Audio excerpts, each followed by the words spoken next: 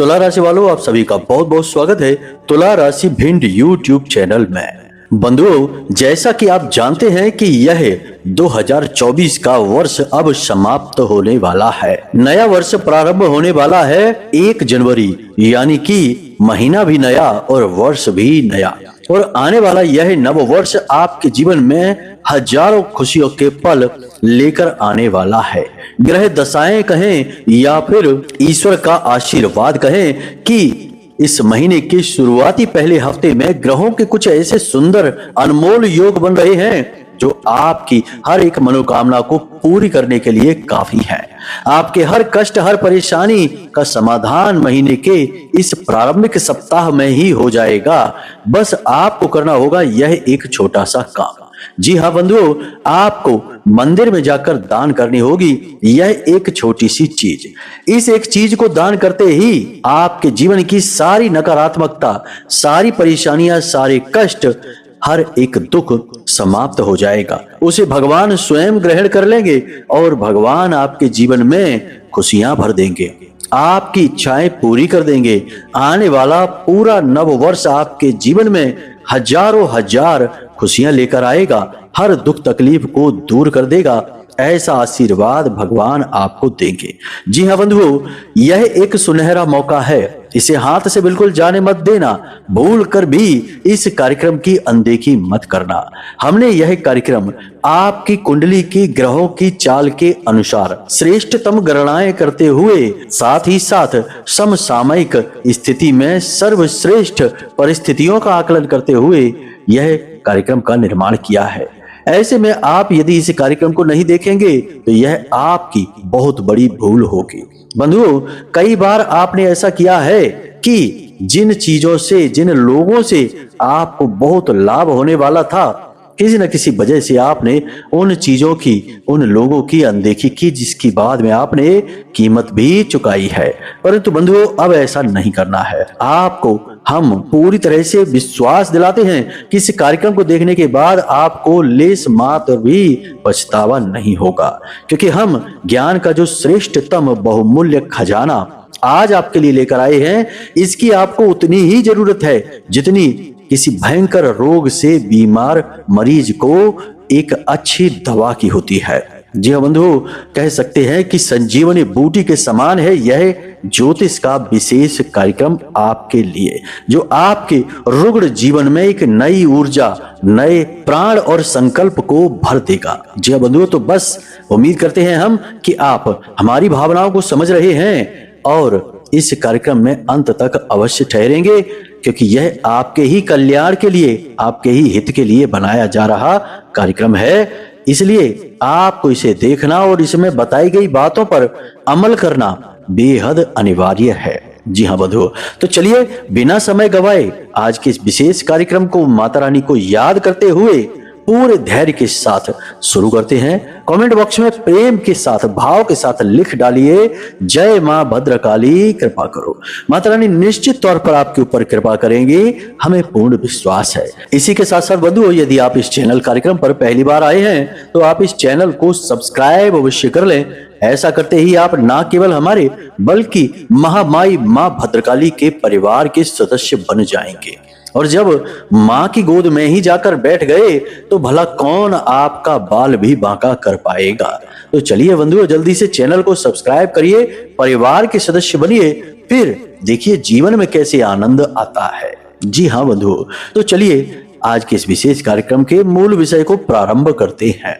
अब बंधुओं ध्यान से सुनिए। समय समय पर होते है समय समय की बात, और राम जन्म का दिन बड़ा और कृष्ण जन्म की रात। जी हाँ बंधुओं, जीवन में जो भी कुछ है वह समय ही है।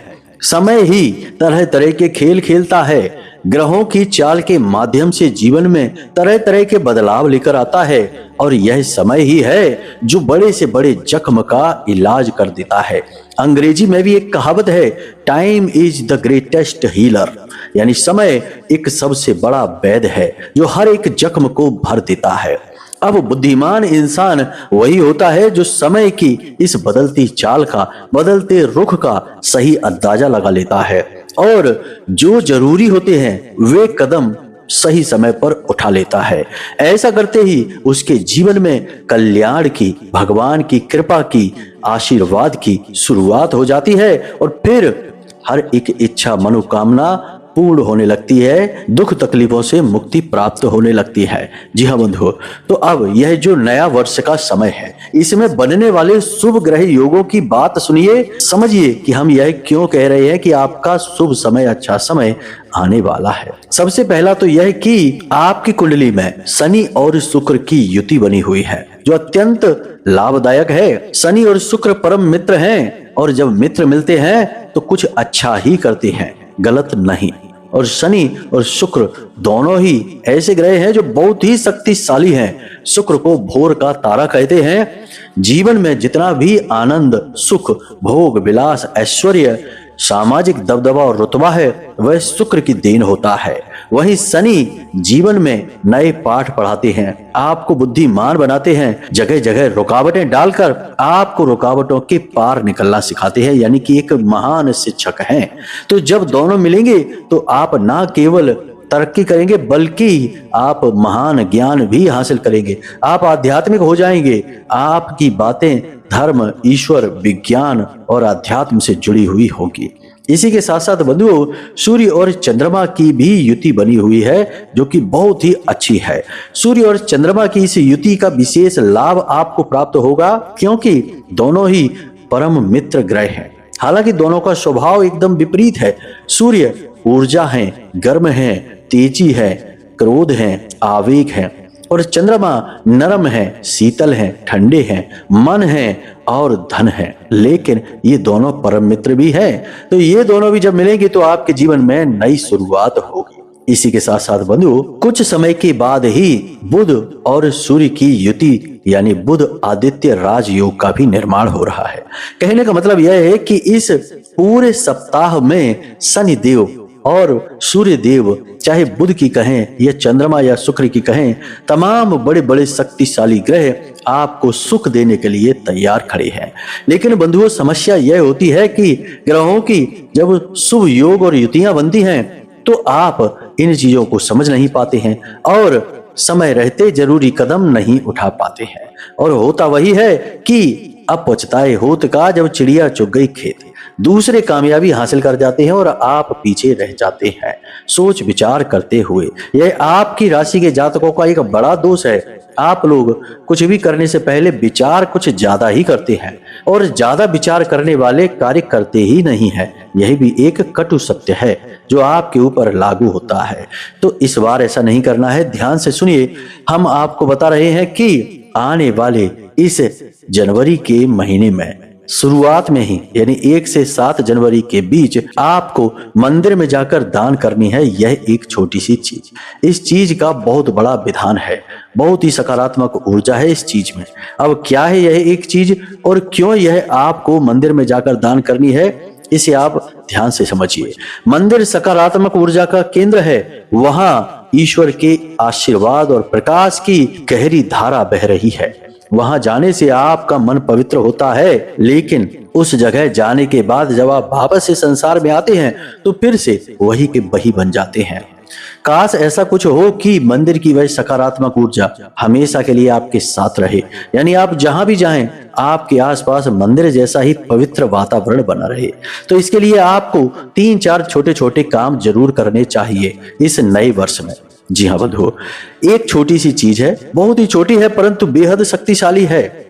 आप जिस भी भगवान की पूजा पाठ करते हैं, उस भगवान के जो भी आपको नाम याद हैं, जो भी उनके भजन याद हैं, जब भी आप अकेले हुआ करें तो उल्टे सीधे प्रपंच या फिर फिल्मी गाने या फिर कुछ भी उल जलूल मोबाइल में देखने के बजाय आंख बंद करके अपने उसी ईश्वर के, उसी भगवान के प्रतीक के नाम का स्मरण करें, मन ही मन गुनगुनाएं। जी हाँ बंधुओं, भजन गाएं। इससे क्या होगा, इससे चित्त शुद्धि होती है और इंसान चित्त का गुलाम है, जिसे हम मन कहते हैं, मन का गुलाम है। आपने अक्सर सुना होगा, कोई पूछता है कि भाई यहाँ क्यों आए, बोले मन किया इसलिए आए। बोले कब जाओगे वहां, तो बोले जब मन करेगा तब जाएंगे। यानी कि मन की बात है, मन से ही सब चल रहे हैं, हम और आप भी चल रहे हैं। तो आपको इस मन को शुद्ध रखना बेहद अनिवार्य है। तो आप अपने आराध्य को यह जिम्मेदारी सौंप दीजिए। आप आराध्य से कहिए कि हम आपका अध्ययन करते हैं, आपका मनन करते हैं, आप हमारे मन को, हमारे चित्त को शुद्ध कर दीजिए। और देखिए चमत्कार, इसीलिए तो आपने देखा होगा कि पुराने जमाने में लोग हमेशा एकांत में अकेले में बैठते थे तो ईश्वर का नाम बोलते रहते थे, या फिर एक कॉपी पर पेंसिल से लिखते रहते थे, राम राम कृष्ण कृष्ण ऐसे करके।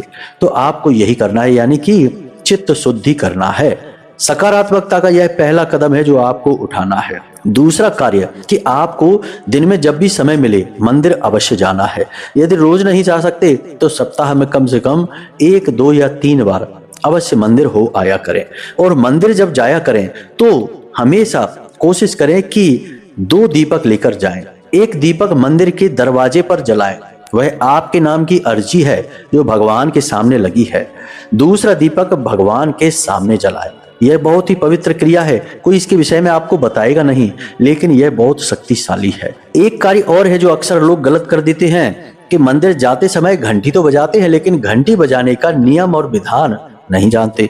दोपहर में मंदिर पहुंच रहे हैं तो घंटी नहीं बजाई जाती, रात्रि के समय मंदिर पहुंच रहे हैं तो घंटी नहीं बजाई जाती है। घंटी बजाने का समय है सुबह और शाम का समय। कुछ लोग तो इतने विद्वान हैं कि मंदिर से लौटते समय भी घंटी बजा देते हैं। यह तो बहुत ही गलत है, बेहद नकारात्मक है। खैर, अब एक कार्य है जो आपको जब मौका लगे तब करना अवश्य चाहिए कि दान करना। जी हाँ बंधुओं, जब भी आप मंदिर जाएं तो आपने अपनी क्षमता के अनुसार जितनी भी रकम है, चाहे 5 रुपए या 10 रुपए ही क्यों ना हो, मंदिर के दान पात्र में डालकर जरूर आ जाया करें। इसी के साथ साथ बंधुओं, मंगल की बकरी चाल चल रही है तो इसे सकारात्मक करने के लिए एक छोटा सा उपाय है। अपने घर की छत पर थोड़े से अन्न के दाने बिखरा दें, जैसे कि गेहूं या बाजरा। ये अन्न जो होता है यह मंगल का प्रतीक है, और जब इस अन्न को आपके माध्यम से पंछी चुगते हैं तो आपका मंगल सकारात्मक होने लगता है। हालांकि इस समय मंगल पूर्ण नकारात्मक नहीं है, फिर भी बकरी है और नीच राशि में गोचर कर रहे हैं, इसलिए यह उपाय आपको अवश्य करना चाहिए। एक छोटी सी क्रिया है जिसे आपको नित्य दोहरानी चाहिए, लगातार दोहरानी चाहिए कि जब भी आप घर से बाहर निकलें किसी कार्य को करने के लिए तो अपने माँ और पिता के पैर छूकर ही घर से निकलें। आपको निश्चित सफलता प्राप्त होगी। आपके माता और पिता आपके सूर्य और चंद्र हैं, यह आपको 100% कामयाब बनाएंगे। अब यदि आप पैर छूने में प्रतिदिन संकोच करते हैं कि नई क्रिया है, तो बस आवाज लगाकर कह दीजिए कि माँ हम काम पर जा रहे हैं, इस तरह बताकर जाइए। यह भी बहुत ही शुभ होता है। बचपन में आपने देखा होगा कि जब आप छोटे थे, याद करके देखिए कि जब आप छोटे थे तो खेलने जाते थे तो माँ को बताकर जाते थे। ऐसा करने से माँ का आशीर्वाद अपने आप आपके साथ हो जाता है। तो यह क्रिया आप करिए। ये छोटे छोटे कार्य अवश्य हैं बंधुओं, लेकिन इनके प्रभाव बहुत बड़े होते हैं। हम चाहते हैं कि आने वाला समय ग्रहों की अनुकूल स्थितियां लेकर तो आया है, परंतु आप उनका पूरा लाभ ले पाएंगे या नहीं ले पाएंगे, इस बात में हमें शक है। इसलिए हम आपको ये छोटी छोटी बातें भी बता रहे हैं। हो सकता है इनमें कुछ बातें आप जानते हो सकता है ना जानते हो। तो जिन्हें जानते हैं उन्हें छोड़ देना, जिन्हें नहीं जानते हैं उन बातों को अपना लेना। 2 कार्य और हैं जो आपको जरूर करने हैं इस नए वर्ष में। पहला, अपने घर की छत को अच्छी तरह से साफ कर देना है। वहां सड़ी हुई गीली पुरानी लकड़ी, जंग खाया हुआ लोहा, टूटा हुआ फर्नीचर, कबाड़ का कोई सामान होना ही नहीं चाहिए। यदि है उसे हटा दीजिए। छत को बिल्कुल साफ सुथरा रखिए, वह आपके घर का राहु क्षेत्र है। इसी प्रकार आपके घर के जो टॉयलेट हैं उन्हें भी साफ सुथरा रखिए। कैसी भी गंदगी वहां नहीं होनी चाहिए, वह भी राहु स्थान है। इसी प्रकार आपके घर की दहलीज का पत्थर है वह गहराई में है, यानी कि दहलीज नीचे जमीन में दबी हुई है, तो उसे ऊपर उठा दीजिए। उसमें एक नया पत्थर रख दीजिए, थोड़ा बहुत उसमें सीमेंट वगैरह भर दीजिए, इससे वह ऊंची हो जाएगी। दहलीज घर की हमेशा थोड़ी ऊंची होनी चाहिए, इससे घर का राहु संतुलित रहता है, वास्तु संतुलित रहता है। टूटी फूटी दहलीज, जमीन में नीचे दबी हुई दहलीज राहु के नकारात्मक प्रभाव को बढ़ा देती है। ये कार्य आपको अवश्य करने हैं। इन छोटे छोटे कार्यों को करने से आपको बहुत ही लाभ प्राप्त होगा। ग्रहों की चाल का आपके जीवन में सकारात्मक परिवर्तन आपको महसूस होंगे। तो ये तो छोटी छोटी बातें हैं जिन्हें आप अब करेंगे ही, क्योंकि आपको अब इनके बारे में अंदाजा लग ही गया है। अब हम आपको बताने जा रहे हैं उस एक छोटी सी चीज के बारे में जिन्हें आपको जनवरी के इस महीने में 1 से 7 जनवरी के बीच मंदिर में जाकर दान करना है। तो बंधुओं, इस क्रिया को आप 1 से लेके 7 जनवरी के बीच कभी भी कर सकते हैं। कोई ऐसी परेशानी नहीं है, कोई विशेष दिन नहीं है इसका। यह कुछ ग्रहों को समर्पित है। इसके लिए आपको 2-3 चीजों की आवश्यकता रहेगी। पहली कि चावल की बहुत ही स्वादिष्ट सी अच्छी सी आप खीर बनाइए। जी हाँ बंधुओं, खीर बनने के बाद उसमें थोड़ा सा गुलाब जल डाल देना है।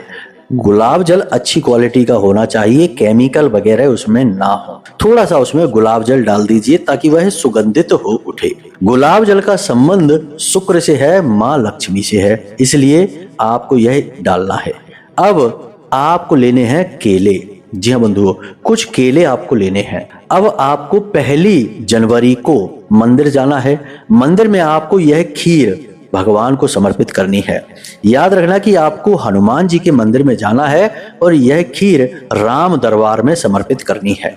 राम दरबार में कटोरा भर के आप खीर लेकर जाएंगे और उनके चरणों में यानी प्रभु के चरणों में यह खीर का कटोरा रख देंगे। इसी के साथ साथ केले लेकर आप गए हैं, उन्हें आप हनुमान जी को समर्पित करेंगे। अब चाहे आप प्रभु श्री राम के पास जाएं या हनुमान जी के पास जाएं या फिर किसी अन्य देवी देवता के पास ही क्यों न चले जाएं, वैसे तो कोई भेद नहीं है। हमारे शास्त्र कहते हैं कि सब अंत में एक रूप ही है और एक ही ईश्वरीय शक्ति के अलग अलग प्रतीक हैं। परंतु हम आपको इसलिए कह रहे हैं कि प्रभु श्री राम और हनुमान जी कुछ विशेष लगाव रखते हैं मानव से जो मृत्यु लोक में रह रहे हैं, हमसे और आपसे। हनुमान जी को तो चिरंजीवियों में शामिल रखा जाता है, यानी कि अभी तक हनुमान जी सशरीर इस संसार में मौजूद हैं और प्रभु श्री राम उनके हृदय में वास करते हैं। इसलिए यह उपाय हनुमान जी के मंदिर में किया जाए तो अत्यंत आवश्यक है, बहुत फलदायी है। अब ध्यान से सुनिए, जो खीर आप लेकर गए हैं वह शुक्र की सूचक है, शनि की सूचक है, प्रभु श्री राम के चरणों में रखी गई है। तो आपका शुक्र और शनि दोनों बहुत ही प्रबल और सकारात्मक हो जाएंगे। इसी के साथ साथ आपने उसमें थोड़ा सा गुलाब जल डाला है जिससे कि माता लक्ष्मी की भी विशेष कृपा आपके ऊपर हो जाएगी। इसी के साथ साथ आपने जो केले हनुमान जी को चढ़ाए हैं वह मंगल का प्रतीक है, यानी कि केले तो वैसे बुध का प्रतीक होते हैं, परंतु आपने हनुमान जी को चढ़ा दिए हैं और हनुमान जी मंगल के अधिपति हैं, यानी उसके मालिक हैं और मंगल अभी नीच के हैं, बकरी चाल चल रही है। तो ऐसे में आपने हनुमान जी को केले चढ़ा दिए तो एक तरफ तो आपका बुध ठीक हो गया, दूसरी तरफ मंगल भी आपके अनुकूल हो गया क्योंकि आपने हनुमान जी को केले चढ़ाए हैं। यानी कि मंगल के मालिक को आपने प्रसन्न कर लिया तो मंगल आपको हानि कैसे पहुंचाएगा। इधर आपने शुक्र शनि और मां लक्ष्मी को एक साथ प्रसन्न कर लिया। साल की शुरुआत में यानी 1 से 7 जनवरी के बीच इस उपाय को यदि कर दिया जाए, केवल इन्हें दान करना है, तो जातक को 100% कामयाबी मिलेगी। दुनिया की कोई ताकत रोक ही नहीं सकती है उसे कामयाब होने से। अब इन सामग्रियों को आपने मंदिर में दान तो किया, लेकिन इसके बाद क्या करना है इसे भी ध्यान से समझिए। इनमें से खीर और केले कुछ भी आपको अपने घर लेकर नहीं आना है। इन्हें आपको प्रसाद के रूप में मंदिर के बाहर भिखारियों को, बच्चों को और मंदिर आने जाने वालों को बांट देना है। भिखारियों को आप खीर भी बांटें और केले भी बांटें। इससे आपका जो नकारात्मक प्रभाव है, यानी आपके ऊपर जो ग्रहों की नकारात्मक स्थितियां हैं, कोई नकारात्मक ऊर्जा है या फिर कोई क्रिया वगैरह करवाई गई है, उसका प्रभाव तुरंत शांत हो जाएगा। बंधुओं, एक बहुत ही अजीब सी बात है जो हमने खुद अपने अनुभवों से हासिल की है, सीखी है और शास्त्रों में भी कहीं कहीं पर मिलता है इसका उल्लेख कि मंदिर जब हम जाते हैं और मंदिर के बाहर कुछ भिखारी बैठी होती हैं। लोगों को जब भी ग्रहों से पीड़ाएं होती हैं, किसी भी प्रकार के कष्ट होते हैं, तो लोग अपने कष्टों को दूर करने के लिए तरह तरह की चीजें मंदिर में जाकर इन भिखारियों को दान स्वरूप में दे देते हैं। और ये भिखारी जो हैं, ये उन चीजों को बड़े चाव से प्रयोग कर लेते हैं। आपके दिए हुए कपड़े पहन लेंगे, आपके दिए हुए जूते पहन लेंगे, आपका शनि तो ठीक हो जाएगा, लेकिन इनका क्या। ठीक इसी प्रकार आपने अपने मंगल को ठीक करने के लिए केले हनुमान जी को चढ़ाए और इन्हें दे दिए, तो क्या इनका मंगल खराब नहीं होगा? जी नहीं बंधुओं, बिल्कुल नहीं होगा। यही तो बड़ी अजीब बात है। हमारी नकारात्मकता, हमारी परेशानियों को सोखने का कार्य ये मंदिर के बाहर बैठे हुए भिखारी कर रहे हैं। तो देखा जाए तो इनका हम पर बहुत बड़ा एहसान है। जी हाँ बंधुओं, और लोग इन्हें ही नीची नजरों से देखने लगते हैं, इनका अपमान करने लगते हैं, उल्टी सीधी बातें बोलने लगते हैं। यहाँ तक कि डिब्बे में प्रसाद की मिठाई महंगी वाली भरी रखी है और कोई भिखारी बच्चा या कोई महिला मांग दे तो बड़ी गुस्से के साथ उसे झिड़क देते हैं, डांट कर भगा देते हैं और प्रसाद को घर ले जाकर अपने बच्चों को खिलाने लगते हैं। क्या यह धर्म है?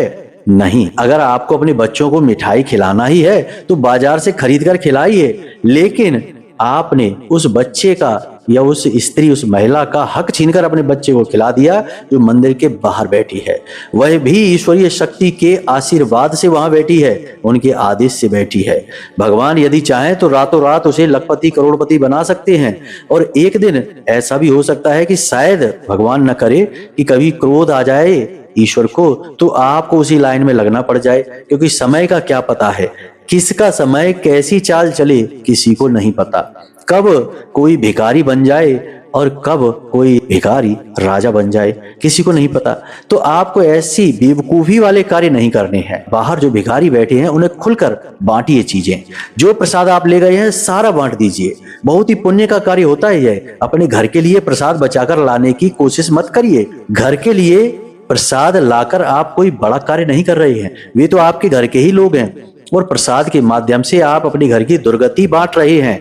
इसे ध्यान रखिए।